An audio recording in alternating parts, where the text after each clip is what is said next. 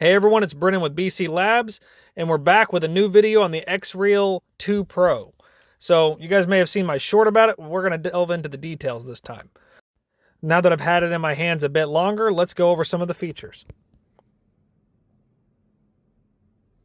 Now, although I don't own an XREAL Air 1, the screen on this is smaller, so it does have this sensor here to detect if you're wearing them, so that keeps them from always being on when they're connected. Overall, this is a pretty compact piece of tech, and these outer lenses are tintable. The nose piece is also removable and swappable. It comes with, I think, 3 sizes. Be warned, it does take quite a bit of force. When I removed it off camera, I thought I was going to break it.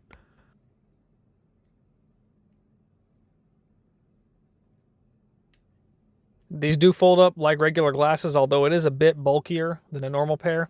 I'm going to compare it to the ones I wear every day just to give an example. I'd say it ends up being pretty reasonably sized by comparison.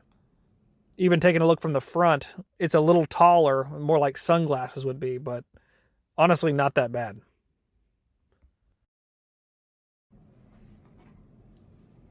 Now, these actually do have dual speakers, so you can see on either side, and I'd say I don't have a way of showing it off, but I was pretty pleased with the audio quality. On the right side is a brightness rocker and the tint setting button. It does come with this pretty nice case, although it's a bit cramped to get it all inside. Although there are quite a bit of use cases for this device, it's possible just to plug it into the USB port on a computer that supports display port over USB-C, and it just acts like a second screen, or a mirrored screen, depending. It also works with my Steam Deck, as you might have seen in my short video. I was testing out Doom on there, so lots of options.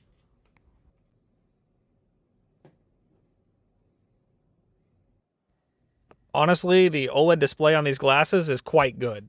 There is a bit of an angle issue depending on your view angles, where some people were complaining that they couldn't quite see all of the screen, but I didn't have this issue. I was very fortunate.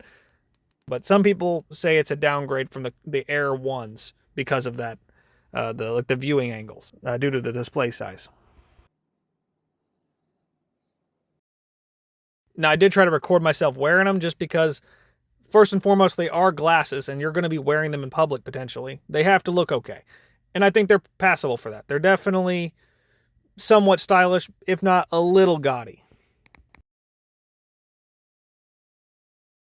Now, this is one of my favorite features, and I didn't get to go over this in my short review because I wasn't aware, but if you have an Android phone that supports it, you can then use the Nebula app to actually project screens in 3D space, and it serves very similar to the Beam add-on device from XREAL. So in that case, your phone is essentially the battery pack and the software controller for these virtual screens. So right now, you're able to see multi-screen video watching. You can actually use your phone as a remote control. Although it's not a perfect one-to-one alignment, it does work pretty well, and you basically use it just like a universal remote. You can add up to at least 3 screens, if not maybe more. I tested with 3.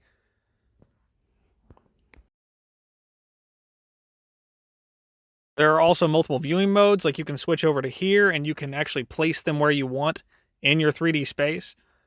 I will say, as you turn your head, there is definitely a clear cutoff point where you lose peripheral vision, but that makes sense. This only has about like 45-degree FOV, so, nothing's perfect.